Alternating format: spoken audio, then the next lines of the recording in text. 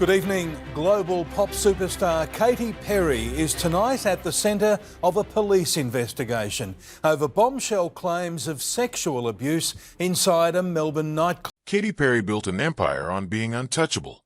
Chart records, stadium tours, a cultural footprint that stretched across a decade. Then, in the span of 72 hours, a single Threads post unraveled 15 years of carefully managed image.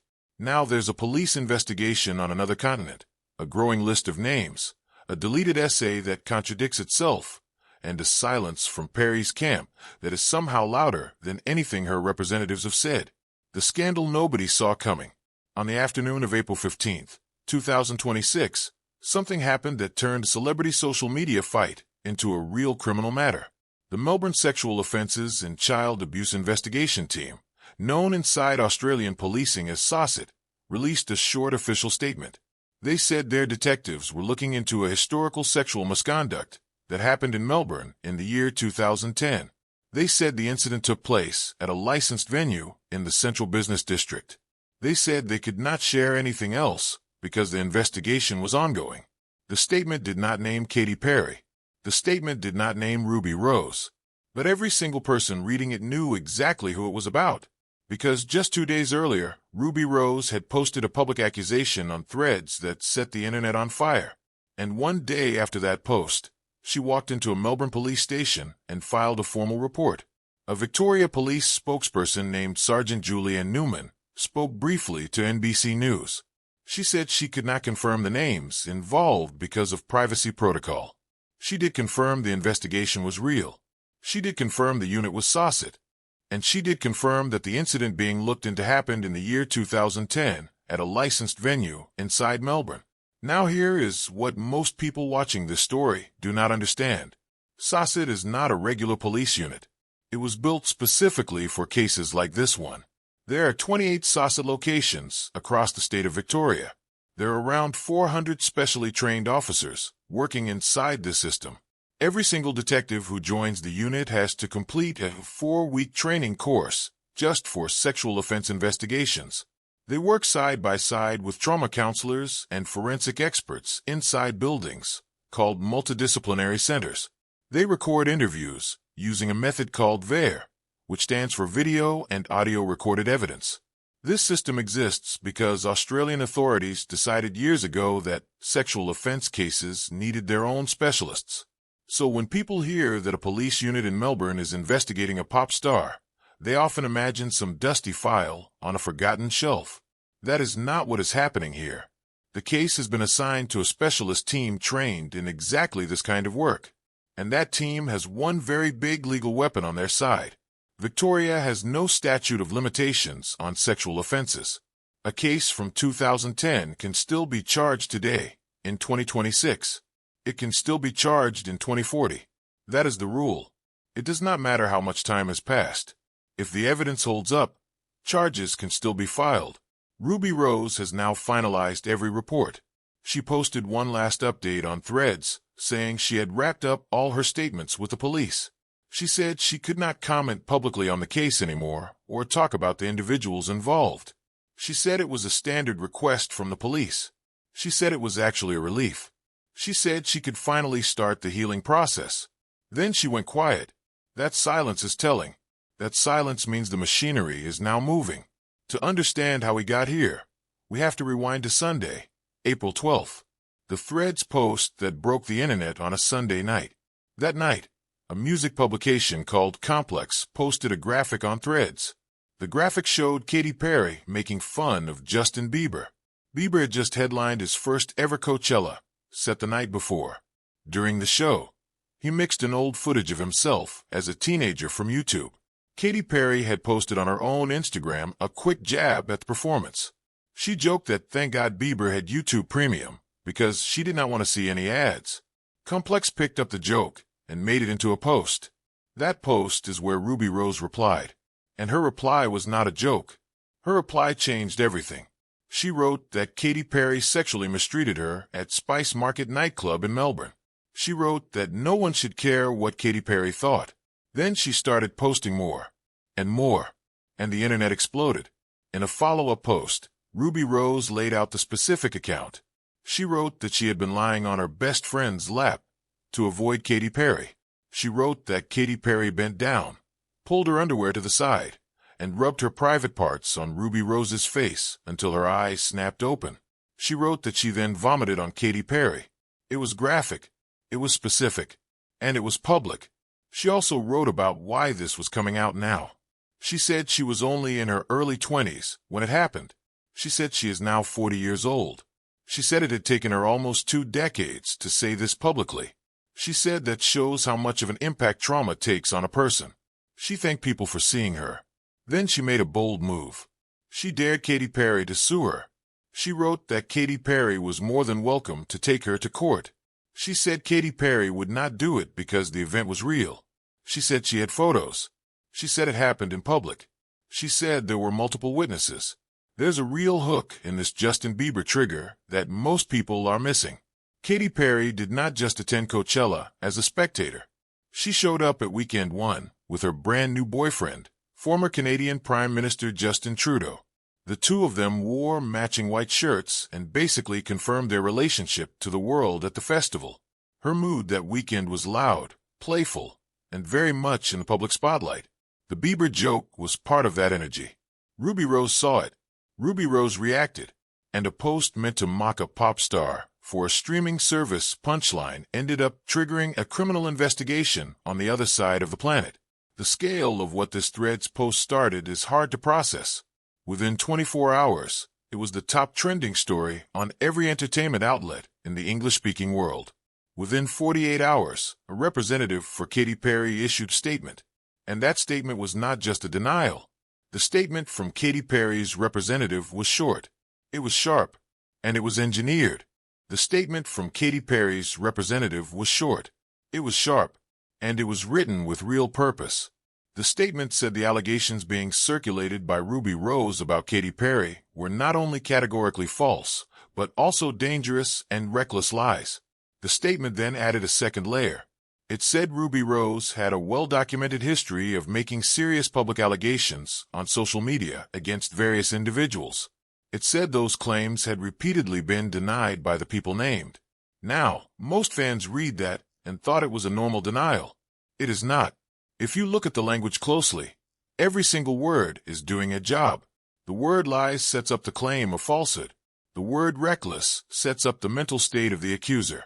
The word categorically shuts down any argument that the statement was partially true. And the line about a well-documented history sets up a character pattern. This is not PR writing. This is legal writing. This reads like the first step toward a lawsuit in Australia. To understand why, you have to know something about Australian defamation law. In the United States, a public figure has to prove that the person who made a claim acted with actual malice. That is an almost impossible bar to clear. A celebrity suing in an American court almost always loses. In Australia, the rules are flipped. The person being sued has to prove their statement was true. If they cannot prove it, they lose the case automatically. That one difference changes everything. It is why Australia has quietly become a favorite courtroom for celebrities who want to push back against public accusations. Nicole Kidman has used it. Jeffrey Rush has used it and walked away with nearly $3 million. Rebel Wilson has used it and won a massive payout. Ben Roberts-Smith has used it. The Katy Perry statement reads like the opening move in that same playbook. And then came the strange part. One day after the rep released that statement, Katy Perry posted something on her own Instagram story. She did not address Ruby Rose directly. She did not deny anything herself. She did not even mention the investigation. Instead, she posted the cover of her own song, called By the Grace of God, from her 2013 album Prism. Over the image, she wrote the words "I love you." No context, no caption, nothing else. Fans immediately started pulling up the lyrics of that song. One line kept showing up in screenshots. The line says the truth will set you free. Fans argued for hours about what Katy Perry meant by it. Some said it was a message to God. Some said it was a message to Ruby Rose. Some said it was a message to her own fans to stay loyal. Whatever it was her only personal message during the entire scandal. Every other word came through a representative. There is another piece of context that makes this moment even heavier. Katy Perry is not having a good year. Her album called 143, released in 2024, was the worst-reviewed project of her career. Her lead single flopped on the charts. She collaborated with producer Dr. Luke on that project, which set off a massive fan backlash because of his history with the singer Kesha. Then she flew on Jeff Bezos's Blue Origin rocket in April of 2025, and the internet roasted her for weeks straight. She split from Orlando Bloom in July of that same year after almost a decade together. She started dating former Canadian Prime Minister Justin Trudeau a few months later. Her world tour, called the Lifetimes Tour, is the only thing saving her year. It earned over $130 million, but her public image was already bruised before Ruby Rose posted a single word. So when her rep fired back with courtroom language, she was not just defending herself from one accusation. She was trying to stop a year of bad press from turning into a full collapse. Now, let us get into the actual venue, because this part of the story has a twist that very few people are talking about. The nightclub that shut down right before the scandal. Spice Market was a nightclub that opened in 2009 in Melbourne. It sat in the basement of a building on Beanie Lane, right next door to the Grand Hyatt Hotel on Collins Street. The space was huge. It was designed to look like a Moroccan courtyard. It had a fountain. It had antique temple entrances. It had a capacity of about 600 people. And it had a special VIP area called the Genie Bottle. That was where the celebrities went. In August of 2010, Katy Perry was in Australia promoting her song California Girls. Her album Teenage Dream was about to drop. Earlier that same evening, Katy Perry famously crashed a year 12 high school formal at the Grand Hyatt. She danced to Single Ladies. Somebody filmed it. TMZ picked it up. That footage is still online today. After the formal, the group walked next door to Spice Market. According to the former manager of the club, Katy Perry and Ruby Rose came in together. They were with Katy Perry's hair and makeup person. They were with a male friend of Ruby Rose. The manager called that night a security nightmare. He said 600 people were in the venue. He said Katy Perry kept running out to the main floor and dancing in the middle of the crowd.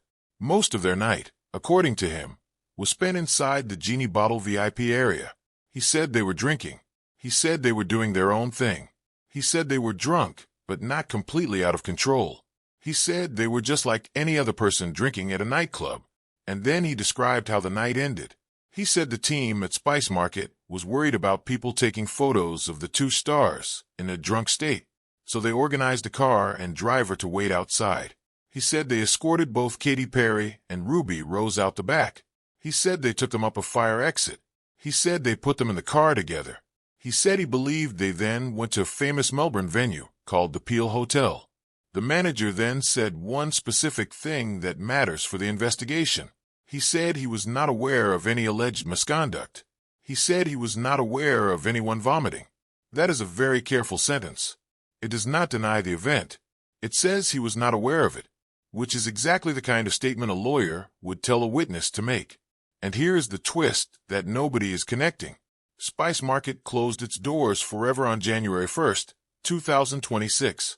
That was only 3 months before Ruby Rose posted her accusation. On the club's final night, they had a closing sale and sold off their decor pieces. They posted a farewell message on their Instagram, thanking fans for the memories. When Victoria Police opened their investigation 3 months later, the venue was already gone. The ownership had scattered. The staff records were likely lost. And any surveillance footage from 16 years ago was almost certainly destroyed. In 2010, Australian nightclubs kept security footage for about 30 days. After that, it was wiped. So any camera footage from August of that year has been gone for well over a decade. The only evidence left is the memory of the people who were there. Here is the part that makes this case so complicated. Because Ruby Rose has written about that night before, and her version back then was completely different. The magazine column that changes everything. In the year 2011, Ruby Rose wrote a column for news.com.au. In that column, she described the night at Spice Market, but she did not describe it as a trauma. She described it as a funny story about falling off the wagon. She wrote that she had been sober for 30 days. She wrote that she decided to have one drink. She wrote that she did not stop at one. She wrote that she ended up vomiting on Katy Perry's foot. She wrote that she had spectacularly lost her dignity and her keys. She framed the entire night as a cautionary tale about drinking. At no point in that column did she mention any misconduct. That column resurfaced almost instantly when her Threads posts went viral. Skeptics pointed to it as proof that her current story was made up. Supporters said it proved the opposite. Ruby Rose herself addressed the gap directly on Threads. She said she had turned the story into a funny drunk story on purpose. She said she did not know how else to handle what happened. She said Katy Perry later helped her get her United States visa. She said she kept the truth a secret because of that help. That explanation matters because it reveals a power dynamic that researchers have studied for decades. When a person accuses someone who has power over their future, they often stay silent for years, sometimes for life. The research is very clear. A 2019 study found that male survivors of childhood misconduct waited an average of 21 years before telling anyone. A broader review found that many adult survivors do not disclose their experience until they are in their 40s or even 50s. More than 70% of survivors never disclose within 5 years of the event. But the resurfaced column is still going to be a problem for the case, because in defamation law, a contemporary written account that contradicts the current story is powerful evidence. Katy Perry's legal team will hold that column up in court if this goes that far. They will argue that Ruby Rose wrote the real version back in 2011. They will argue that the current version is a rewrite. It does not legally disprove the allegation, but it does damage her credibility. There is also the question of Ruby Rose's past public disputes. Her team left the Batwoman show in 2020. She later accused Warner Brothers of serious misconduct. She accused producers and an executive of creating a hostile work environment. Warner Brothers fired back. They called her version of events a revisionist history. They said she had been let go based on multiple workplace complaints against her. Her co-star Doug Ray Scott called her claims entirely made up. That public fight ended without any legal resolution. And she has a history with Katy Perry specifically. Back in 2017, when Katy Perry released Swish Swish, many fans thought it was a diss track aimed at Taylor Swift. Ruby Rose went on Twitter and mocked the song. She called it a sloppy mess. 2 days later she walked it back. She wrote that being mean did not suit her. Katy Perry never publicly responded to Ruby Rose. She just told Jimmy Fallon the song was a great anthem against bullies. So when Katy Perry's representative said Ruby Rose had a history of making public allegations, that was not random. That was loaded. That was aimed. Ruby Rose is not the only person who has said something about Katy Perry. There are others. And once the Threads post went viral, the internet started pulling up every single one of them. The pattern of accusers nobody wants to talk about. Let us go back to the year 2014. Actress Anna Kendrick appeared on the Conan O'Brien show. She told a story about meeting Katy Perry at an awards event. She said Katy Perry touched her in a way that made her uncomfortable. She used the word aggressive. She described the night as weird. The segment was played for laughs at the time. The studio audience laughed. Conan laughed. Even Anna Kendrick laughed through the story.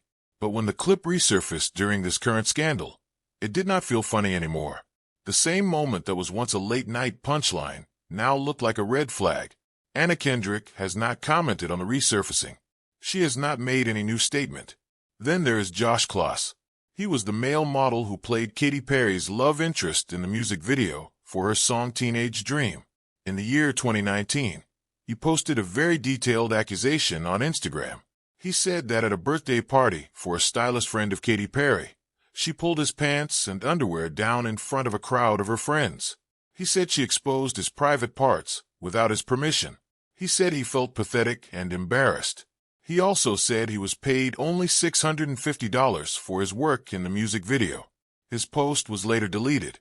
2 of Katy Perry's friends defended her publicly and said, "So, where does this case go from here?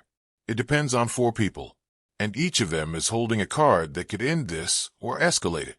What happens next depends on 4 people.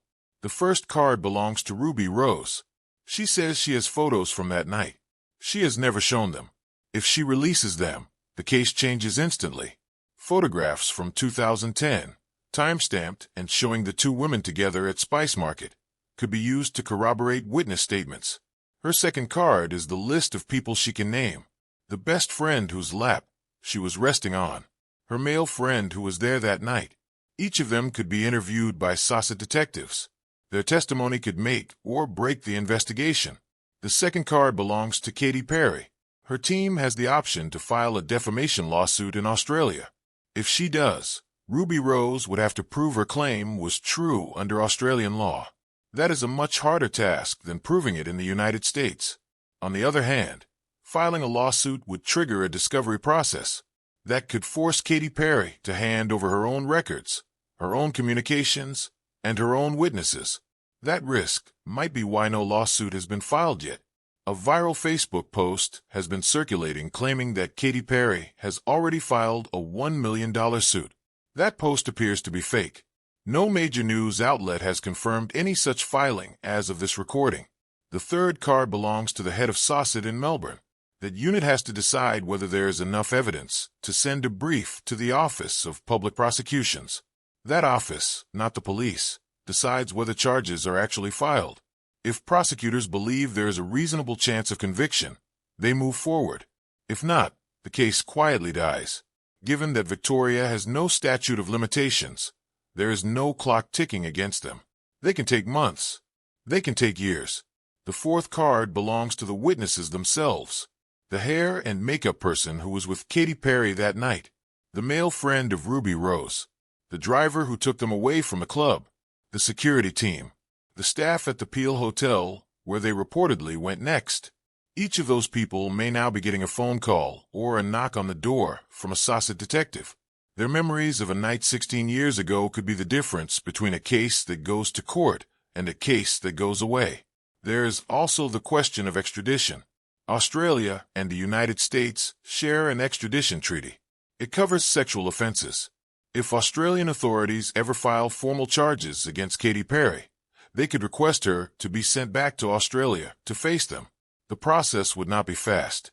It took years for Australian authorities to extradite a former Melbourne school principal named Malka Leifer from Israel. She arrived back in 2021.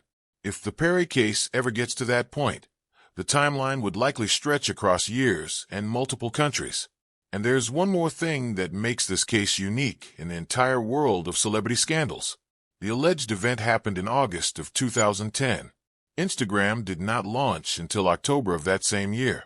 So the moment in question happened in the tiny window between the old world of nightlife and the new world of phones capturing everything. There are no live streams. There are no mass uploads. There are no geotag photo dumps. The record of that night exists only in the memories of the people who were there and in whatever private photos Ruby Rose claims she has kept for 16 years. That is why this case is so hard to crack. And that is also why it matters so much. Because the truth of one night in a basement nightclub in Melbourne, 16 years ago, now depends on a small circle of witnesses, one old magazine column, and a set of photos that may or may not ever be made public. There is no video. There is no timeline from social media. There is only memory and paper. The next move belongs to one of four people. Ruby Rose, Katy Perry, the head of Saucet, or a witness we do not yet know about. Any one of them could flip this case overnight. As of right now, none of them has moved, and the silence is getting louder every day.